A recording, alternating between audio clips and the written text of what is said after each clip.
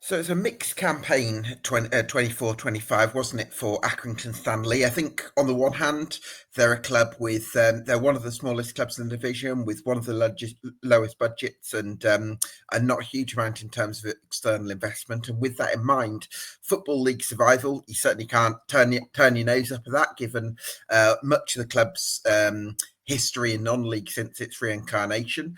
At the same time, it was also the club's lowest finish in the Football League in their current sort of guise, if you like, finishing 21st and securing survival on the penultimate weekend. And I think perhaps a fan base that have seen the most successful era in the club's entire history, you might say, culminating in back-to-back top half finishes in 2022 in League One, would probably be left wanting a little bit more. And I think that's what we've seen. Some really nice individual performances from Accrington Stanley last season, like Chesterfield away in November and Newport at home in April, where they scored some nice, well-worked goals that shows the potential of what John Doolan can do. But there's also a feeling that some of that optimism, some of that fire, some of that spirit that was real part of the club in terms of its rise in a previous era, it's dissipated a little bit. And I think the club's in a position of trying to get that back. So plenty to get stuck into then on this Summer Deep Dive.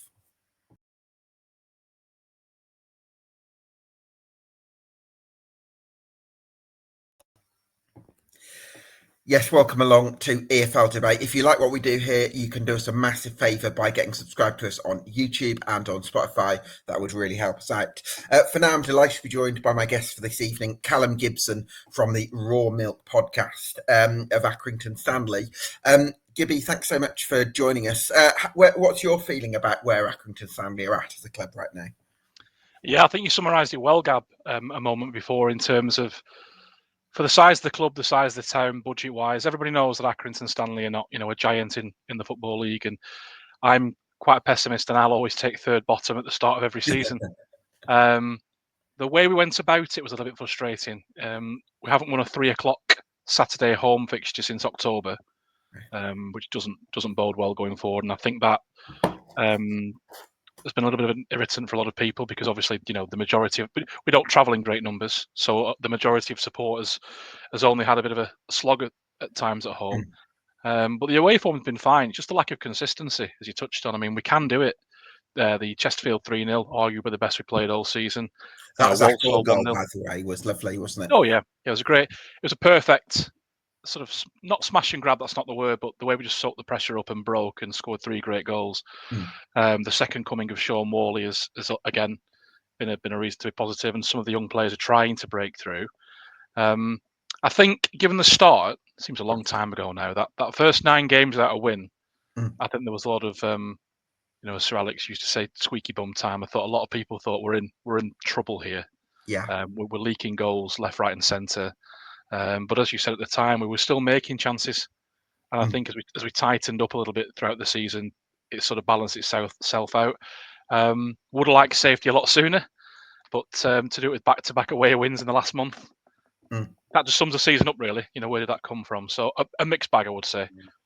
Yeah, absolutely. I mean, we'll start at the top of the club. The obvious news is that Andy Holt has taken a bit of a back, what's the word, a back seat, if you like, from the executive operational side of the club. So I imagine a lot of operational responsibility now is going to go to Warren Eastham as the CEO and to David Burgess, who's the managing director. I'm just wondering, how much trust Stanley fans you feel have in those two people to run the club on a day-to-day basis.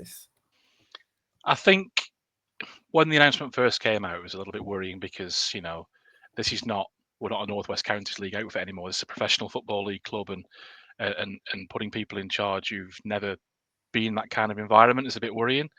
But the things that Warren's doing on the commercial side have been quite well received. He's trying to make those links with the town again. Small things like, getting businesses to give season ticket holders discounts, things like that, putting more things on for the kids. And he just seemed to listen. In terms of the Burgess as chairman issue, I think it's very much a case of as you were, the king is dead, long live the king. He was sort of Holt's number 2 anyway. And I think Andy Holt will still be, I think he'll be more involved than people think. I think he'll be a bit of a backseat driver, and that relationship with David Burgess will be quite tight. And I don't think we've seen the last of Mr. Holt, shall I say? Do you feel like a takeover is going to happen in the next 5 years, or what do you think? I Because just Andy wonder. Holt has said in the past that I'm fed up, I'm going to sell the club, but you never quite know where he's at with all that. I'm not sure. Yeah, no, he wakes up in the morning and sets the agenda for that day, and by bedtime it's changed again. Well publicised, he put us up for sale. In how can I be diplomatic here? Put us up for sale in not the most dignified of circumstances with one of his infamous Twitter rants. But the problem you've got is twofold. I mean, Accrington, unless I'm mistaken, there's no secret billionaires hiding in Accrington who will take the club over. That leaves you with two options. You've got sort of a consortium type thing of fans, which never really ends well. You do need funding at this level. That's just a fact. And the other side is, you're then relying on outside investment and people who, have they got the best interests of the club at heart. So, I've been a very outspoken critic of many of the things that Andy Holt has done, specifically towards the playing side. But you can't argue with what he's done infrastructure-wise. Of course, yeah. The Crown Ground is a tidy League Two stadium now. There's nothing you can't get there. You can get at other grounds. It's not this sort of the ground used to be worth 10, 15 points a season on its own. That's gone. It's a lovely setup now, and that'll be a legacy for him when he does sort of pull away completely. I don't think we'll sell. I think there's been the occasional sniff. I believe the people who had the sort of on and off Dagenham dealings were interested at one point, which again, seeing what's happened to that, probably a good thing that didn't go through. But one of the things that people seem to be raising is if you want to sell, it's got to be an attractive proposition to buy. And I'm sure we'll touch on the academy closing at some point later on, but that I don't think makes it a more attractive proposition that you're one of only two, as I believe, in the 92 to not have an academy, so you're not making, future players for more profit.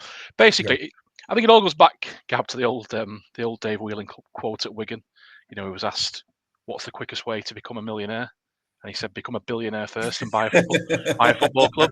So I don't think we'll sell in the next 5 years. I'd be pleasantly surprised if it happened, but I don't think it will. Yeah, I think it's a tough call, isn't it? Closing the academy, because on the one hand, I can kind of understand it in terms of the investment in the academy, not just the players but the coaches over the course of the year. That's going to be a six-figure fee, I would imagine. But then, on the other hand, you're also maybe missing out on the opportunity, firstly, to develop players that you can sell on in terms of high potential assets, and secondly, the club at Accrington Stanley is a more attractive proposition for potential buyers with an academy rather than without one. Well, I think the season before last, the whole season ticket push was based on this thing they called Operation Next Gen. And the season tickets were sold on the basis of we're going to bring our own talent through. It's going to be a homegrown thing. That's the future of the club. And then within 12 months to go, actually, no, we can't afford it. It's quite the U-turn. You only need the occasional player to come through. Ross Sykes came through, went for 7 figures. Lovely defender. Great defender. Happy to see him, win the league in Belgium recently as well. Though his karaoke skills still need a bit of work. And there have been players come through, your Josh Woods, your Alex Hendersons, etc. So it was sort of working. I understand it is a big expense for a club our size, but one thing that's confused a lot of people is, could we not just have kept it open for at least one more season? Because the Football League put a certain amount of money in. Hyndburn Borough Council offered to put, I think, 150,000 in. So it would have been, we could have run it for at least one more season with the club putting substantially less money in, which I think is a bit of a strange gambit. And a lot of those players, a few have gone to Blackburn, a few have gone to Category 1 academies. So there was some talent in there. It's a strange one. I mean, and you wonder whether it's sort of the start of death by a thousand cuts. What's going to be the next thing to be cost cutted, really, because Andy Holt has said he's not going to continue funding the club. he's going to put a maximum of £250,000 a season in, which sounds like a lot, but as you know, isn't. No, it's not us. I mean, I would imagine that if you had £1 million playing budget, that would be easily the smallest in the division. So, By far, yeah. yeah, I mean, I don't know how much you're going to other than that. I mean, obviously, in terms of season ticket sales and ticket revenue, I don't know quite how much that's going to add up to. So, yeah, I think it is going to be very tight for the club at the moment. I think there's things they're trying to put in place. So it's no coincidence that every one of the friendlies is at home. Rotherham, Everton, Blackburn, Money Spinners. Season You've ticket normally wise, had Burnley in the past, haven't you? yeah, Burnley, Blackburn, quite a lot of the time. Yeah, I know a few people who have been season tickets for a long time and haven't renewed, and it has gone up quite sizably in price this year as well.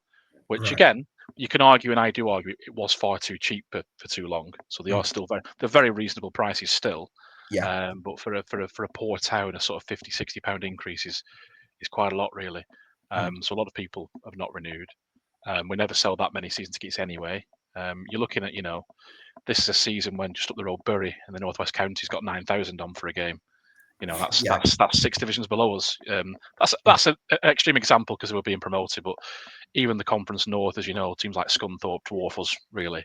So the budget, even before this came out, was still going to be one of the smallest.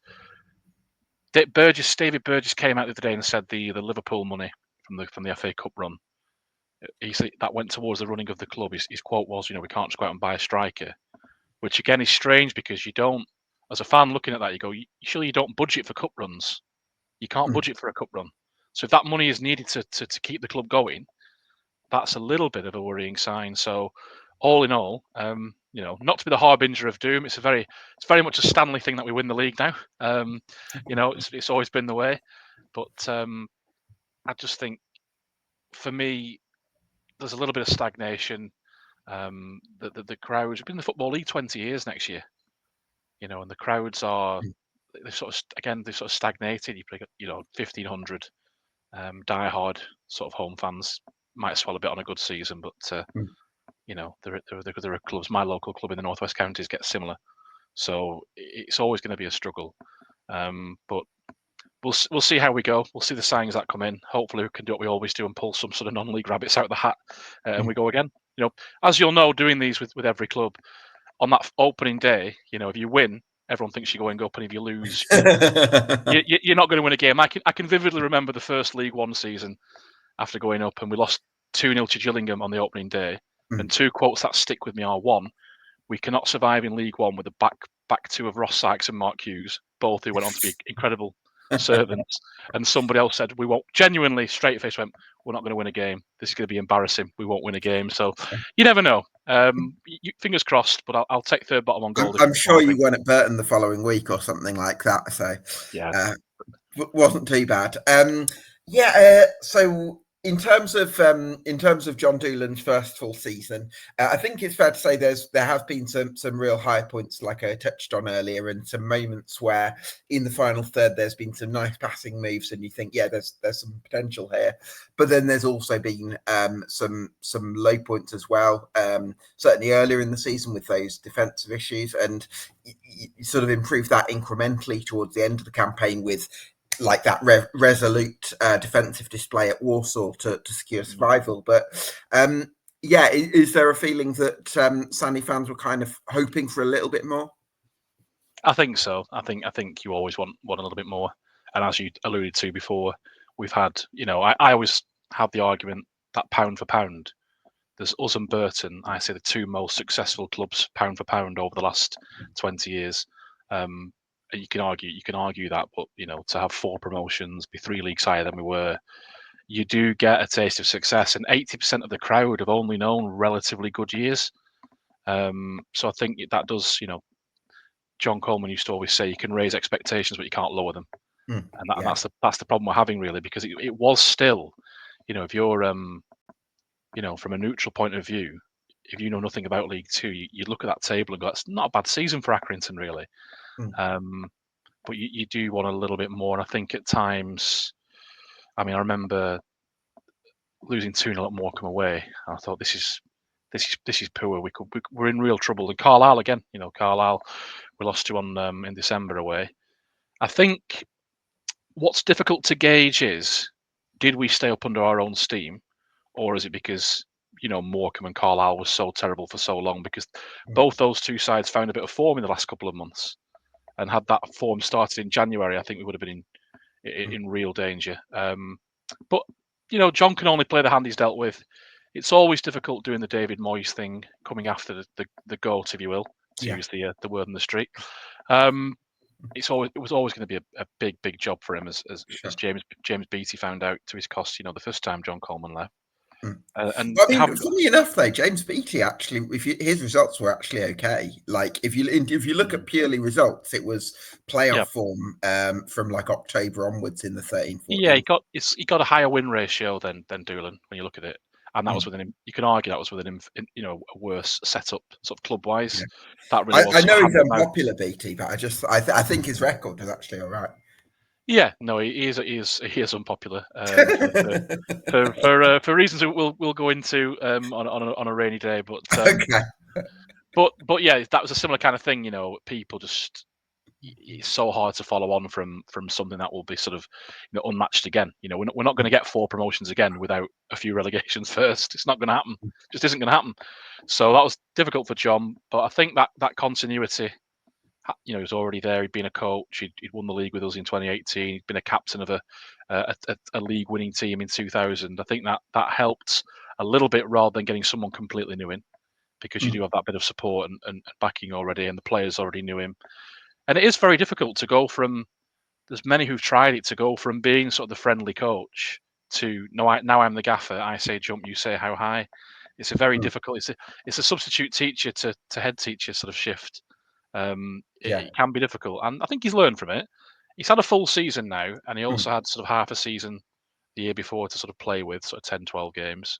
So I mean, I kind of agree with you, Callum, although I'd got the impression that during the previous regime, John Doolan was actually a bit more distant. I think he was always very much the technical coach, but not necessarily somebody who did a lot of the man management with the players, which I would say was a bit more John and Jimmy. That would be my sort of reading of it. So I don't whether you've got a different. I think one of the keys that helped us ultimately survive in the end, and this is not a dig at John Doolan, who I love, but I think the greatest signing we made was getting Jed Brannan as well, because you've essentially got 2 managers rather than a manager and an assistant. And Jed had already done the hard graft of keeping Morecambe up the year before, so he knew what it was like to operate in that relegation battle and to operate with a small budget in that kind of field as well.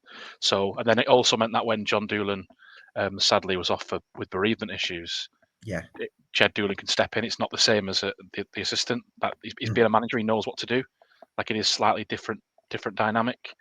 So that sort of, I think, helps us as well. Yeah, I like Jed Brannan, actually. I think he's quite a talented coach. I did watch his Morecambe side play once or twice, and I felt like they looked like quite a tidy, well-coached side, which isn't always easy with a bottom-end budget. So I do think that he could be, a useful person to have on the coaching team. Yeah, no, I agree completely. It's again, another ex-Stanley player. He knows the club. It's a friendly face. People are fond of him. It's one of my favourite players as a kid. I remember him getting a hat trick at Dagenham, I believe, away. All right. Yeah, and then he was involved in some scheme to try and get him to play for the Cayman Islands. That sort of fell through. But anyway, I digress. Good coach, good manager, and again, that helps with. I think Jed's very good with the young players as well. Your Josh Woods again, your Hendersons. If you're talking about signings that did really make a difference, though, where sort of John and Jed earned the money, one of the keys, definitely Jake Batty from Blackburn, just sort of transformed the defence, really, because the defence was, until New Year, very, very sort of a poor area, really. But that's what we're going to have to do going forward. It's going to be, a lot of clubs have started to get the signings in. It's going to be loans. It's going to be youthful players. It's going to be players who will sign quite late because they're seeing, can I get a bit more somewhere else? That's always been the case. It wouldn't surprise me if we sign a glut of players relatively close to the start of the season. We don't tend to get our business done as early as other team because we just can't afford it. And these gambles don't always pay off. Jimmy Knowles this week's gone to Altrincham, came from Boston. Him and Mooney, like a York and Cole type thing for Boston, came in. hasn't worked for him. Nice Slabber hasn't worked for him. So, Mm. and that wasn't, to sign Boston, who are arguably a bigger club than us still, to sign their front two, it isn't cheap. And a gamble like that is, for us, it's a big loss. So we have to be clever in the transfer market. And I would like to see, I would like to see more relationships really. It's common sense really to build that relationship up with Blackburn and Burnley. The 5 miles either side. Mm. If there's a Yeah. good player, if there's a good young player at Blackburn or Burnley, we should have them. It's a Mm. no-brainer for me that. But we'll see how we go again.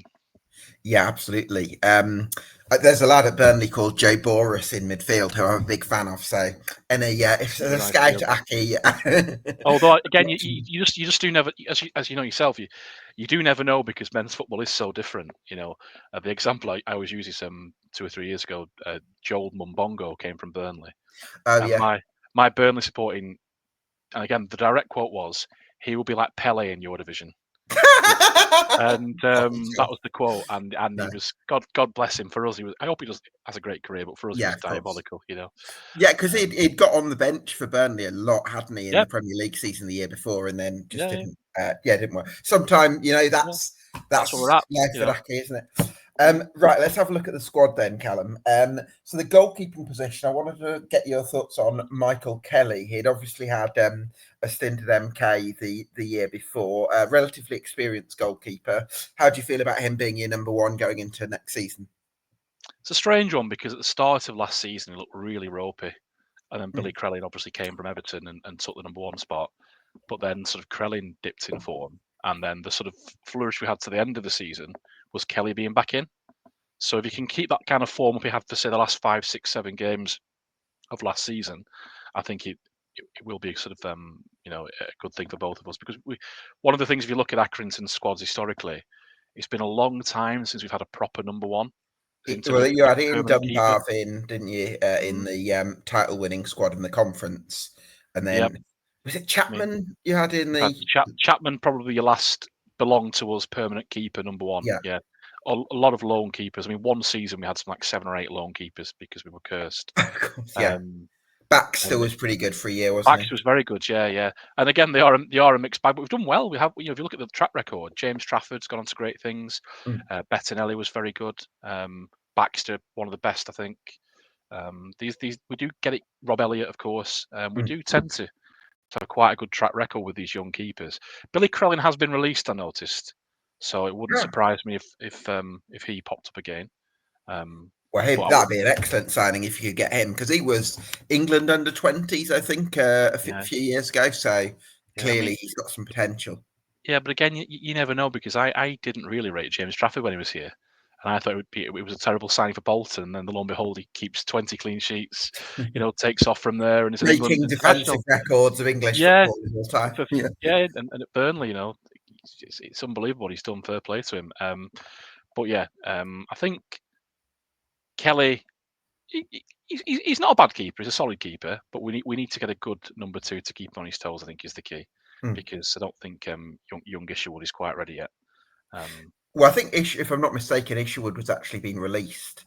So what I've got Oh, well, down there on you my go. notes, if this isn't correct, Definitely there's a not lad ready then. called Rogerson who's been offered pro terms, but I don't think he's ever actually played for the first team. So no Yeah, idea. those are sort of your Virtu trophy players, aren't they? Really, Yeah, give them a bit of a breeding and see how they go. Yeah. Um, but yeah, I think we definitely need a strong number two to give him some competition. But it just doesn't overly worry me if he's the number one. mm. He But saves us then okay. Callum, you've kind of got to pick your investments quite wisely as well. Whether if you're a club on one of the lowest budgets, do you necessarily invest too much on a Yeah. strong backup goalkeeper, or would you say actually let's invest in other areas? Mm. But even the loans, as you say, have an element of risk because the number of times we'll take a player on loan and they've got clauses like must play a certain percentage of games. Mm. So you get lumbered with a terrible loan keeper who has to play contractually. Mm. That's no good for us either, really. I think if you gave most fans a choice between a striker or a goalkeeper, I think they'd go striker. Mm. That's where I mean, every fan of every club will say the same thing to you. But we do need a striker. I mean, the chances that went begging last year, unbelievable. And those first 9 games, we could have Yeah, won 5 of them. I Yeah, saw you at Cheltenham on Tuesday night that season. I thought you played quite well for large parts of that game, and again, just maybe weren't quite ruthless enough in front of goal, which sort of yeah, epitomised it, doesn't and it? I think it's a big season as well for a lot of the young strikers. I think for your Alex Hendersons, your Josh Woods, you're sort of all you're 21, 22, 23. You're no longer the young player. Mm. Yeah. Especially Josh Woods signed a new 2-year deal, which a lot of people, great lad, top lad, but a lot of people raised eyebrows at that because he hadn't really set the world on fire this season. Mm. Um, so I think it's a big season for him, and he's such a great lad around the place. I hope he does come good. And Henderson's shown flashes of brilliance now and again. Mm. I think it's a big season for those two, and also for Kelsey Mooney, who I wouldn't say had a terrible season. I think we were expecting a bit more from him, but Mm. he's obviously the strike partnership with Knowles has gone now. He'll be expected to lead the line, more independently. I'm hoping he can get, good. I'd expect to get at least 15 goals off him, really.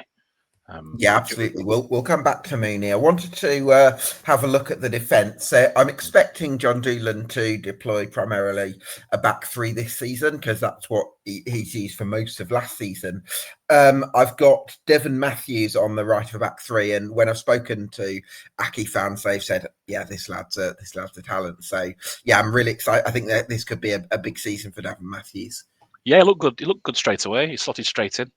He was high flying at Curzon Ashton, and one of our ex players, Adam Morgan, I think is involved at Curzon Ashton, said he's the best defender in non-league. You should sign him. And he's just he looks like he's played football league all of his career. I think he'll be the next, if he carries on, the next sort of big money, the new sort of Cam Burgess type thing, and Mm. go on to bigger things. I think he's a great signing, great player. Yeah, absolutely. Farron Rawson is the one that I'm curious about because he was actually absent from the team sort of towards the end of last season because it was Sonny Al Joffrey who kind of got the nod. There's sort of contrasting reports as to the reasoning behind that, but I think that when he's I think when everything's sort of smooth, if you like, I think he can be a very dominant aerial defender at this level. Yeah, I agree. He's not going to pull up any trees, but he's a very good sort of mid-table League Two defender. He'll do a job for us. Again, you can't take a player on loan from Manchester United and not play them. Yeah. For some of the reasons we said before, and also you don't want to damage that relationship as well. And Sonny Al Joffrey, to be fair, was very good in spells. But yeah, I've no concerns about Ross. I think he's a solid League Two player, and obviously knows Jed well from Morecambe. So yeah, I've no worries about him at all. I think he's a decent player, to be fair. I Mm. quite like him. Nice. And then there's Ben Ward. I think did you get him from Burnley in January? Yeah, Or Ben is it? Ward. Yeah. So what did you make of his second half of last season? Yeah, again, looked okay. Took a while to bed in. A lot of these players, you're hoping now they've had a bit of a run, we can sort of kick on Mm. the front foot from next season. They'll know each other a bit better, have a full pre-season, which makes such a massive difference. Um, but again, solid, should be okay for us. We look a better player with him in the side, I think. Mm. Um, the one, if you're talking defenders, I mean, I'd love to get Jake Batty back again, but I don't think it'll happen. Mm. But I say Ward, Rawson, decent enough operators at this level, I think. Yeah, I think at the moment probably looking at one more defender to come into the mix because at the moment what the other one I've got down is Josh Smith who I think has just come through the academy and he was having a loan. I think it was Matlock last season, so that's a big step up. So definitely in terms of defensive depth, pretty straightforward. You're going to need one or two more.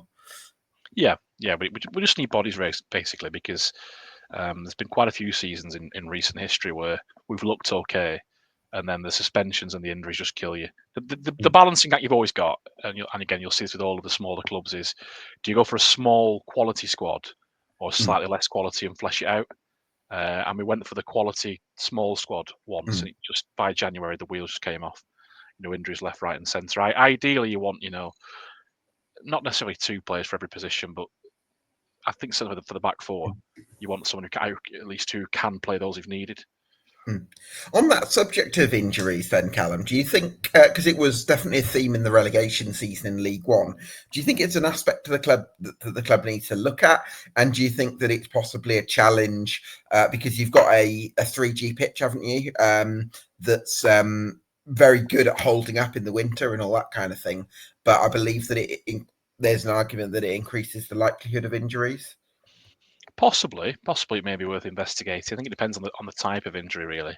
Um, when players do get injured, it does tend to be sort of the more sort of J-Rich Bagaloo sort of season enders, Mm. rather than sort of the ones that are out sort of 2 or 3 weeks. Yeah. It'd be interesting to see the stats sort of before the pitch was put into afterwards.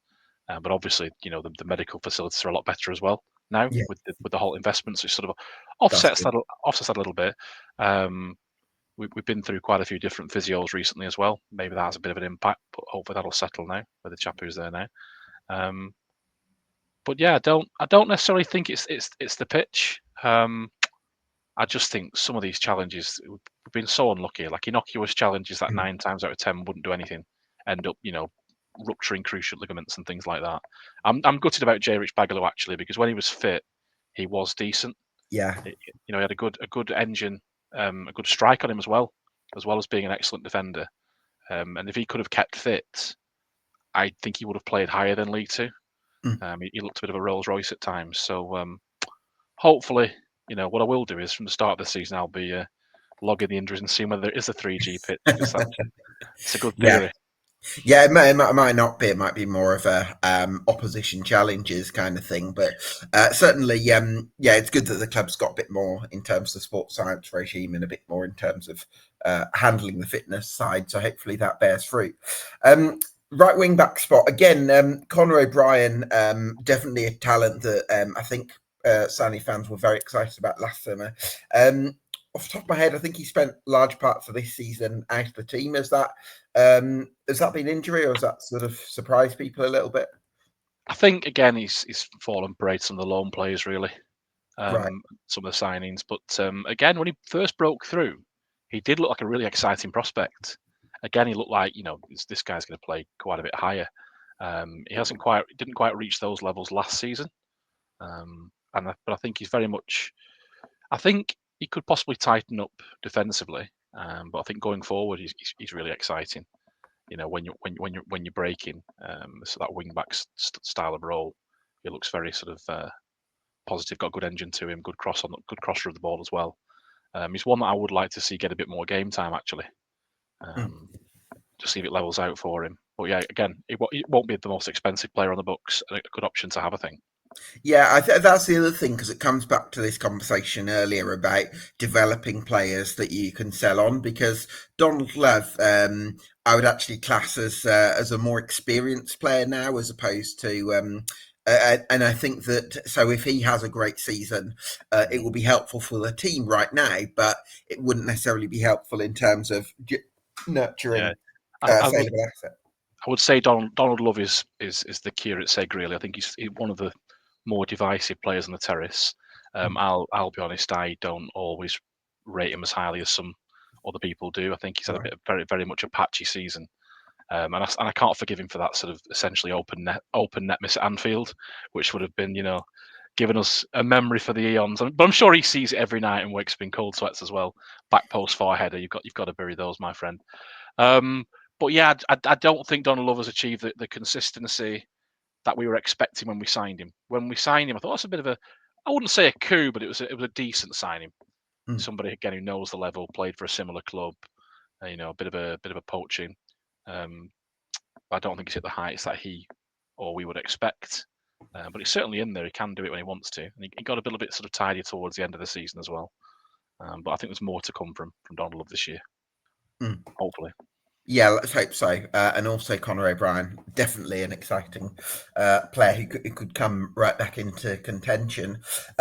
Wing back spot in terms of the squad at the moment is an interesting one for me because I'm not sure whether Ben Woods got moved there through circumstance and he's really a midfielder, or whether this could be a sign of things to come. Let Ben Woods play wherever he wants. Let Ben Woods go in goal if he wants. Ben Woods is a fabulous player, a really, really good player at that level, and exciting to watch.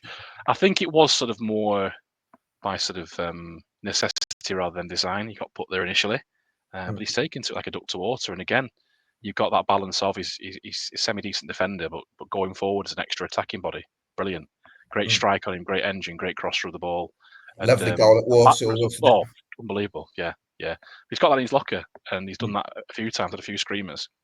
But also he's very much like a Duracell bunny. He's got that engine, and it will get stuck in. So he's got a little bit of everything, really. He's sort of an archetypal lower league player that fans tend to take to. And I think, again, we're expecting big things from him. Yeah, hopefully he can be a key player. Where would you play him if I was putting you in the manager's position? What would you do with him? I think left wing back. I think Okay. left wing back. Stick him in behind a good pacey winger, and then that left side would be unbelievable, really. Because, like you say, he's got that. He's got the legs to do that. It's quite a demanding role, especially on heavy pitches in this league. But he can do it. Left wing back with an attacking sort of intent, if you will. Give him that free roam and get him on all the set pieces as well. Between him and Sean Morley. So midfield, Liam Coyle has built a reputation for himself as being a bit of a hothead, a bit of a fierce challenges. Would you say that he's curbed that aspect of his game in the last season, or would you say he's still very much that one? Well, we spoke about potential sale of the club. I'm going to buy the club, and I'm going to finance it by Coyle booking anytime, betting on that every game. Because genuinely, it's like you'll see on the Stanley account whenever it'll say 64 minutes Coyle yellow card, and all the comments are like, "Is water wet?" Basically, he's more cards than Clinton's is the phrase I like to use. He's curbed it a little bit. He's sort of the master of. It's a skill to get booked so often yet so rarely get sent off. I find the master of the tactical foul. And again, you can't get away from he is a bit of a hothead. But you'd rather have that than every team needs a hatchet man. Every team needs that player, and I think he is that for us. Yeah, I guess at the moment, Seamus Keneally, who's been just a phenomenal servant to Accrington Stanley and one of the best, greatest footballers of them of the modern era, he's leaving the club this summer, and I suppose I'm wondering, as well as sort of paying testament to him, whether you think Liam Coyle could be the one to step into that leadership group, if you like, with sort of a Sean Wally, who's obviously quite a bit older.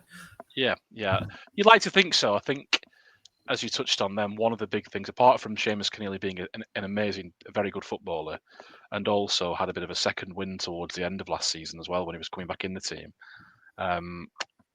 It's a very, very young team. So you are looking towards people like Liam Coyle, who's not even that old himself, to be the more experienced heads. Yeah. And I think it's, given the nature of the game, I think it's good to have a midfielder who can do that as well, because obviously they're involved in most aspects of the game as well. But yeah, I think he'd relish something like that. I think long term, if he stays with us, he's the kind of player that you could envision being captain one day, just because of that sort of blood and thunder style of play that he has. And he's never going to win a Ballon d'Or, but he'll always endeavour himself to the Clayton end with the way that he plays. And one day, like you say, my good friend Jason is adamant there will be a Coyle hat trick one day. And it's going to be the equivalent when Tony Hibbert finally scored for Everton. People are going to tell the grandchildren about it, because he's not got the best shot on him, shall we say? Loses a lot of balls out of the ground, but it's coming. Oh, do you know what, Callum? I used to play football and I never score. So when I do, everyone else, when they score, they're like, yeah, nice. And when I score, I was like running off into the corners. Just booking the open top bus. Yeah. Exactly. Yeah. But I've got a lot of time for Liam Coyle. Yeah, absolutely. So Dan Martin, I think it looks like he's one that's hasn't yet confirmed whether he's staying on. He didn't play as much as he would have liked last season. I'm not quite sure whether that was down to injury or selection. Would you like to see him staying on as somebody who I think's come through the youth ranks? Yeah, I think he's a great player, great little player. Played against Chesterfield on the last game of the season. Played really well again. It's quite interesting because through the course of our conversation, we've mentioned O'Brien, and now we're mentioning Dan Martin. We've touched on Josh Woods and Alex Henderson, who we'll come back to. It just seems so surreal to be talking about these players in the same breath as, the academy's closed. Yeah. But Dan Martin again. He's quite a small fellow, physically not great in stature, but again great engine. I think it's quite nice for him to have a bit of time with someone like Seamus Keneally, an experienced player, to guide him a little bit. I'm expecting, given the budget cuts and the budget restraints, I think we will see a lot more of him through necessity, really. Mm. And I'm looking forward to seeing how he turns out. But I think out of all of the young players, he's certainly one of the better prospects there, I think. Mm. Yeah, that makes a lot of sense. Number 10 role, I'm wondering whether there's an argument for Alex Henderson to step up and become um, a bit more of a first choice, because I think, again, as much as Sean Wally comes into that leadership group because he sets great standards with the way that he trains, I also do wonder if he's the one playing behind the front too, if that's how John Doolan operates. It does kind of get in the way of Alex Henderson and maybe limits how much he can feature, and possibly you'd want Alex Henderson to have that big season because he's one that you could sell on if he goes well. Yeah, he's got a great strike on him. He didn't score many last year, but the ones he did score were mainly outside the box, sort of wonder strikes. Grimsby away sticks in my head. But yeah, he just gets sort of lost sometimes in a busy sort of forward setting. I would like to see him have a run as an actual striker, whether it be the front two or the front three. So you'd consider Alex Henderson an out-and-out striker or a forward? I think he could do. Yeah, I think he could Right. be an actual out-and-out striker. We're not going to do that. He won't do that. He will sit behind the front two, I think. Okay. But he could do it, and it's nice to have that option. I have seen it when we've been chasing games, and he has brought Woods and Henderson on as strikers, so he can do it. But again, similar to Dan Martin, I think through necessity we'll just see more of him, because we're not signing 5, League Two starting brilliant players. Yeah. We're going to have to play these young players because they're still on the books and they're still taking a salary, Yeah. and we still need to get our money's worth out of them. And then long term, as you say, if that gamble works out, the club benefits financially. So I think that's going to be the factor driving a lot of the squad choices as well. I mean, from what you're saying, I'd be surprised if the playing budget's much more than £1 million this year. I think we'll certainly have that. Morecambe, depending on who you believe, Morecambe possibly had a slightly lower budget than us last year. But this year, because they had very extreme uncertainty and extreme circumstances, which again I hope they solve. But yeah. There's only been a handful of clubs ever like us in the Football League. You're looking at us, Morecambe, Dagenham used to be quite similar. Barnet possibly might have a similar playing budget to us, but there's not. It's even the jump up to someone like Carlisle, their playing budget will be infinitely bigger than ours. So it is there are, as I've said many times, there are Northern Premier League clubs with comparable budgets. So it's always going to be a big ask. So because of that, you're looking at count how many sort of bodies can we get, but also it's the wages, not just the transfer fees. It's the wages that'll cripple us, because that £250,000, up to £250,000, that goes nowhere. And if he's not going to put any more money in, you do wonder where that's going to come from, because the season ticket numbers are not great in League Two comparison. They are for the size of the town, but as a League Two club, they aren't. Yeah. Away fans, it's not like in League One when we could budget on a Sheffield Wednesday coming every week, or a Sunderland, or there was always 3 sides of the ground away fans. It's a big money spinner. You've got a handful of those in this league, but again, you've lost Bradford, haven't you? So I mean, Bristol Rovers are kind of, Yeah, I mean, lost Bradford, gained Oldham, sort of like for like in a way. But you things like Crawley, for example, no disrespect, they bring in 50, as we do to them. It was interesting to see. I'd never thought about this before, but Dave Burgess was saying in his interview the other day that depending on who you get in the cups, like we can often make a loss on cup games. Like if we draw something like, again, Crawley at home and there's no interest, it can cost us money to put those games on, which is an outrageous situation for a professional football league team to be in, really, when it's costing you money to actually play the games. So I was actually delighted, not at the way they've done it, but you've seen this thing about the League Cup. They've had to put a preliminary round in because there's 9 Premier League teams in Europe. So rather than going into the first round of the Carabao Cup.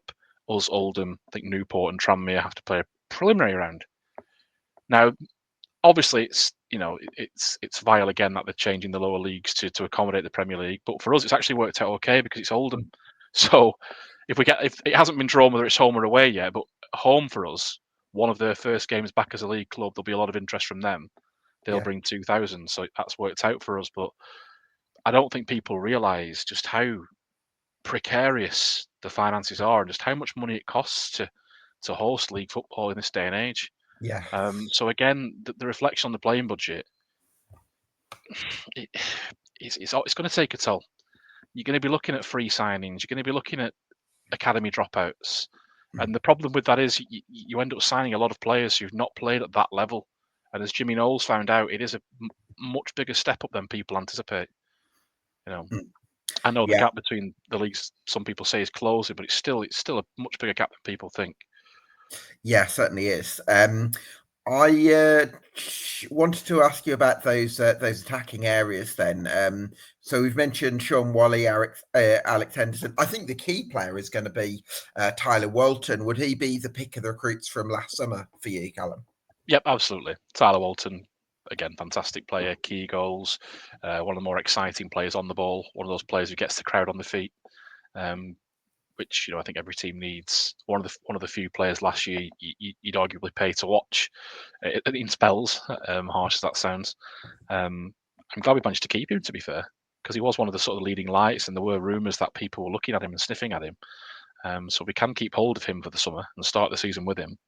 I think it's almost as good as a new signing, really. Yeah, absolutely. I mean, but whether there's an argument for actually cashing in and using that money to reinvest in other areas, because again, that's partly the life of Accrington Stanley, isn't it? I mean, it is. One thing again, you can give the current regime credit for is we now have players who are contracted, so we do get something. It used to be in the hand-to-mouth days that we would sell players for 30,000, 20,000. Now we're getting players going for seven figures. Your Burgess, your Sykes, your Caden Jackson. We've had, they're undisclosed, but they're in that ballpark. We've had big, selling fees, and also the sell-on fees as well from some of those players have been impressive as well. So we are, if players do leave, we are getting adequately compensated, which is something. But again, you take out those goals, you take out Tyler Walton's goals and assists. Is the gamble of losing league football? It's a strange one. It's not one I'd like to sit and work out, because it would have been, disastrous for us to drop out of the football league. I couldn't see us coming back for a long time, and that's the risk we take when we sell any of our players, sadly. Yeah, especially with two up rather than three up. There's always that risk that you. So I think in terms of the attack, I mean, if I look at Josh Woods, who you mentioned earlier, Popula, who I think was only 17, got a few appearances from the bench last season, Charlie Caton, Kelsey Mooney as well. I mean, is it Mooney the big one that you're kind of hanging out on, hoping for a bigger season from? Yeah, the things like Caton as well. It's interesting. I'll be honest with you, I've genuinely forgot about Charlie Caton, which is weird because when he signed, Chester were gutted to see him go, which is always a good clue when the other team are gutted to see him leave. He's another one, Charlie Caton, who I think Conference North to League Two division step up without a proper pre-season, without gelling with those players, it's difficult. So it's unfair to judge him really until this season kicks off. But Caton and Mooney are the big two, and Mooney, as you say, especially, I think having had that season under his belt, got a few goals, not done terribly, but not set the world on fire. I think he's the one we're hanging our hat on. He's going to be the starter. It's just a case of who plays with him, really. Yeah, I mean, I imagine it could be a front three of Sean Wally, Tyler Walton, and Kelsey Mooney, or it could be that Alex Henderson comes into that equation somewhere. Yeah. When you say it like that, it doesn't. It's quite a potent attacking lineup. It sounds quite good to me. That it's a side I'd be excited to see play. Sean Morley. I mean, what can you say about Sean Morley? That hasn't been said really. The Methuselah of the Football League just carries on, doesn't he? As you said before, it's not just what he brings, and he does bring a lot. It's the standard he sets for the other players, for the younger players. If you're 20 and you look after yourself, you can have another 17 years. You don't have to retire at 30, 31. And he's getting better as well. Like he's a lot of players of that ilk, of that age, they sort of, as they get older, they lose the pace, but they adapt, and it's more about the touch and the reading of the game. He's still rapid.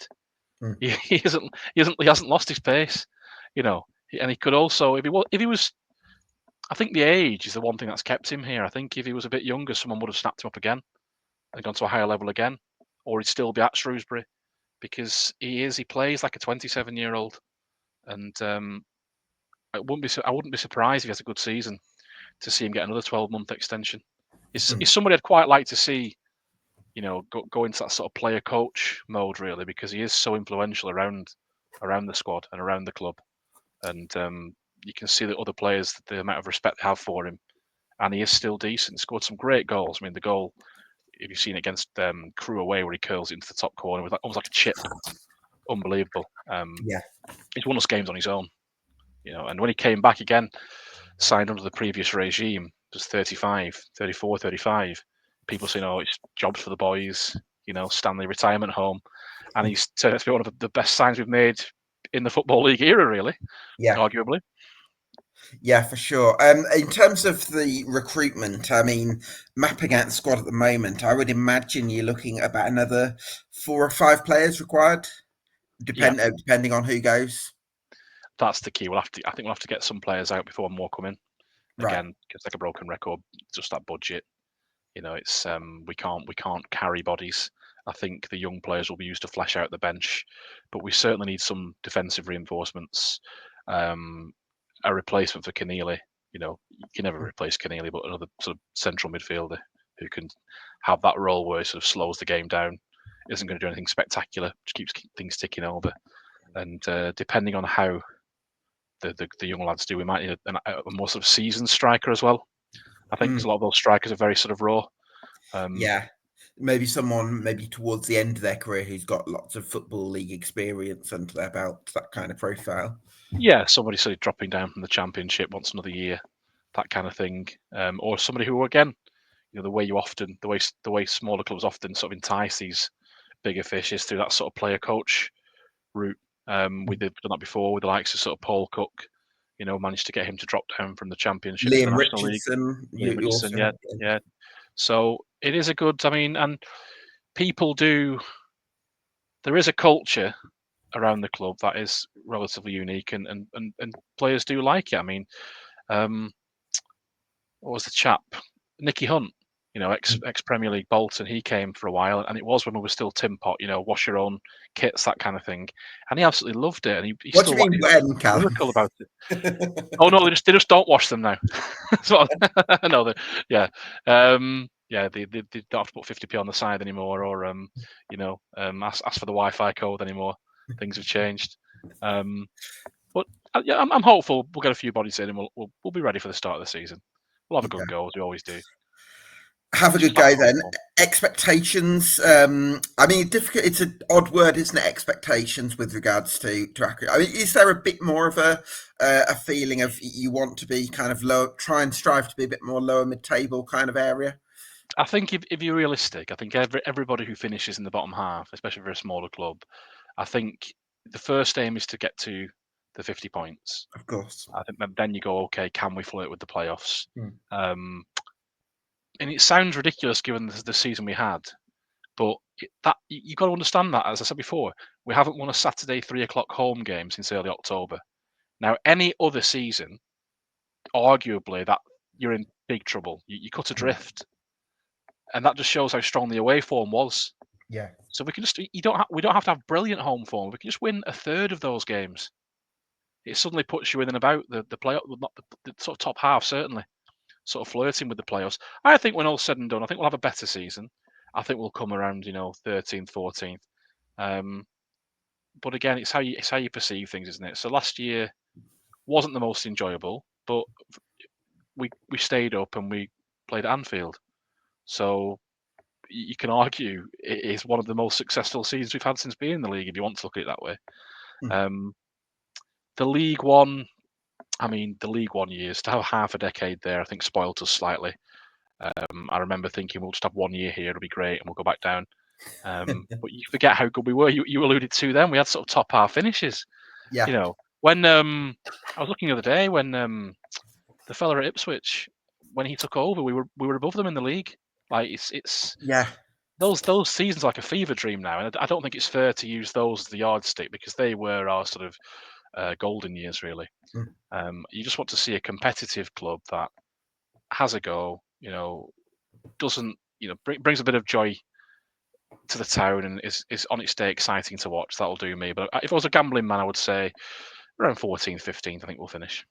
Interesting. Yeah, I think if you can finish slightly higher than last season, but continue to develop some players and go into next summer with some high potential assets to sell on and then go again and reinvest, then I think that would be a really productive 12 months. I think it would be nice just to be safe with more than 2 games to go.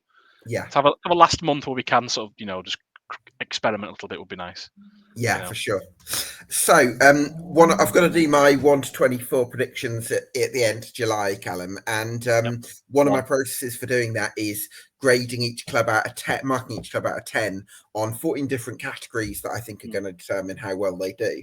So what I'm going to do is I'm going to shout a category at you and give me a number between 1 and 10 for where you think Stanley are at with it. Okay. Ownership. Going with the big fish. I know, yeah. 6. 6, okay. I'm surprised. Infrastructure. 8. 8. For us, 8, yeah. Playing budget. 0. 1. 1. Management. Probably could do better category. 6. 6, okay. I'll go. Next one is the goalkeeping department. Let's presume Michael Kelly's going to be the number 1 next year. 6. 6, okay. Defence. 7.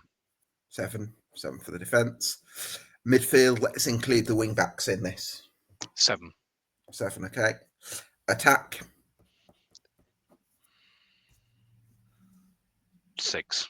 6 for the attack. Squad depth.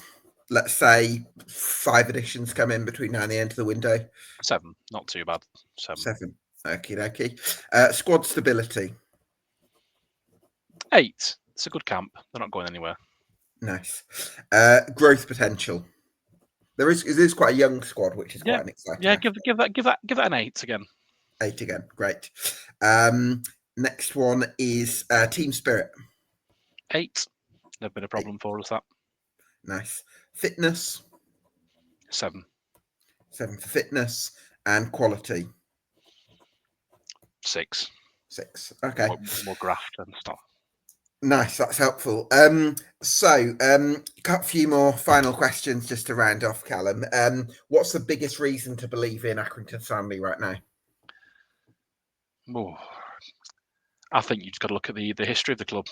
We have a history of punching above our weight. We always have done since Stanley Villa kicked a ball around in 1891. We're the club that wouldn't die for a reason. And, historically, our best seasons have always been when everybody else writes us off. Nobody predicted that league win in 2018. We were predicted to come between 22nd and 24th by most people. So hopefully that's an omen again going forward. Biggest reason for doubt? Budget, playing budget. Who can we attract who's of a sort of football league standard worries me. And finally, just how confident are you feeling for next season with 2 weeks to go until the start of pre-season? Yeah, I'm always sort of cheerfully optimistic in this period because I like to look at that table alphabetically. We're always top. If the season ends now, we win the league. It's that simple. Especially with Wimbledon gone, with the AFC go above us, which is annoying me, but we won't go there. I'm confident it's going to be better than last year. I'm confident we'll win a few more home games. Being greedy, I'd like another cup run because the thing with Stanley is you sort of know the odds of a great league season are quite low. So the cups tend to be a bit of joy because you've always got that puncher's chance. Mm. And to go to Anfield after years of getting to the fourth round and getting, Chumley Town away was quite quite nice for a change. So I'm gonna be relatively positive. I'm gonna say we'll have a good couple of cup runs and we'll come sort of, as I said before, we'll flirt with the top half. Quietly optimistic. Nice. Well, Callum, thanks so much for joining us. Look forward to hearing more of the Raw Milk podcast as well. So keep that stuff up. Thanks so much for listening, everyone. If you've enjoyed what we do here, get subscribed to us on YouTube and on Spotify. And we'll see you again for another Summer Deep Dive very soon.